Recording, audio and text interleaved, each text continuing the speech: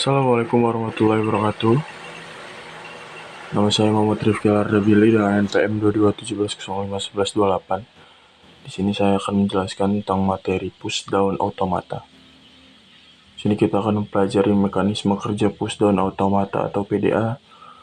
Lalu kita akan mempelajari juga bahwa pushdown automata untuk suatu tata bahasa bebas konteks. Mekanisme kerja pushdown automata. Agar dapat menggunakan model automata pada bahasa konteks free, maka diperlukan pertama, sebuah stack atau memori pushdown yang dapat menyimpan sederetan simbol dengan panjang yang sembarang dan tak terhingga. Yang kedua, selama proses pembacaan simbol pada stack, simbol teratas pada sebuah stack PDA memiliki kemungkinan sebagai berikut. Stack tidak dapat diubah atau simbol pada stack teratas akan dihapus atau pop dan digantikan dengan simbol yang lain atau pushdown automata PDA. String masukan sebebas gitu, lalu ada tumpukannya, situ ada state-nya. Kita lihat tumpukan kepala, tumpukan ada di bawah, tumpukan atas, simbol khusus penanda posisi dasar sudah ada saat waktu ke 0.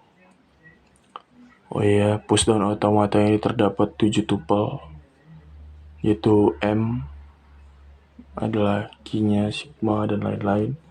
Lalu key-nya ada himpunan stage, sigmanya himpunan simbol input, lalu ada simbol tumpukan atau stack, lalu ada fungsi transisi dan untuk segitiga, S state awal, F state akhir, Z simbol tumpukan awal.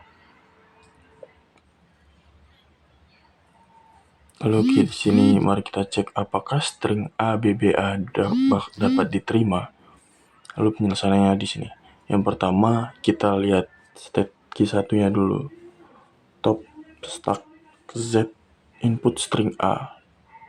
Lalu kita pushkan A-nya. Lalu input string B dengan tumpukan A. Kita pop A-nya. Lalu input string B dengan tumpukan Z. Kita push B-nya. Lalu kita pop B. Semua input telah selesai dibaca. Kesimpulan berakhir di state akhir key 2Z. Di sini ada contoh lagi. D menuju terminal A, simbol D, simbol A. Lalu ada B, DB, C. Dapatkah menerima string ACA? Dapat dikonstruksikan PDA-nya. Pertama terdapat 3 konstruksi. D menuju ADA, D menuju BDB, D menuju C. Sehingga ada 3 state. Maka Q0, Q1, Q2, ABC, lalu ada simbolnya ada D, A, B, C, Z. Fungsi transisi menerima string ACA. D menuju ADA atau ACA.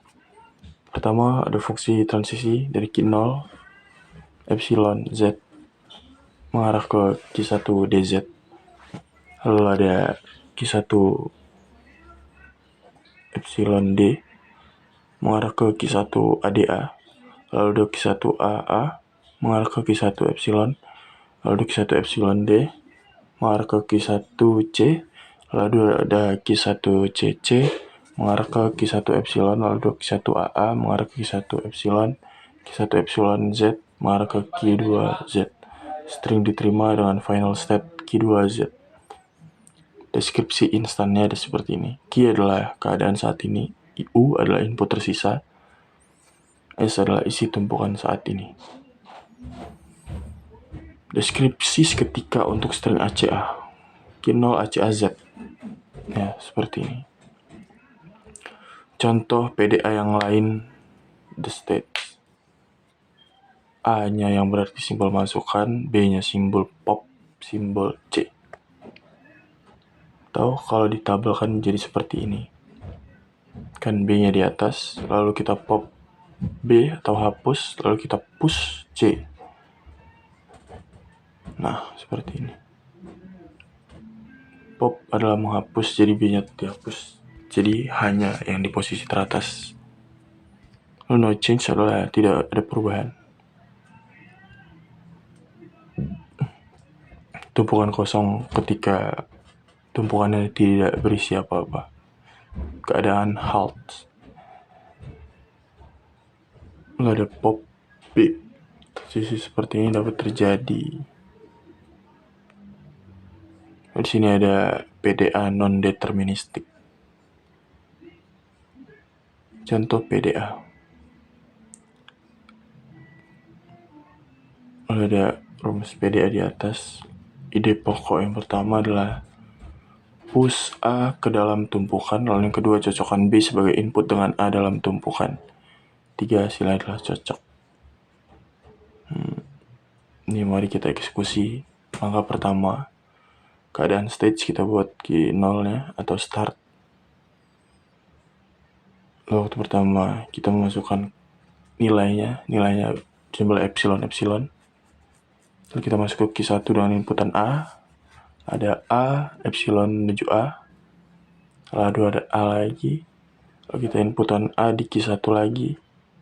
Lalu ada input B yang akan mengarah ke Q2. Lalu ada input B di Q2.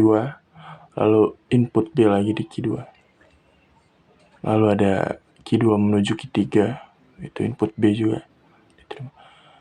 Jadi suatu string diterima jika semua masukan selesai dieksekusi dan keadaan terakhir merupakan keadaan yang diterima. Pada keadaan akhir, isi tumpukan tidak diperdulikan atau isi tumpukan dapat kosong. Assalamualaikum warahmatullahi wabarakatuh.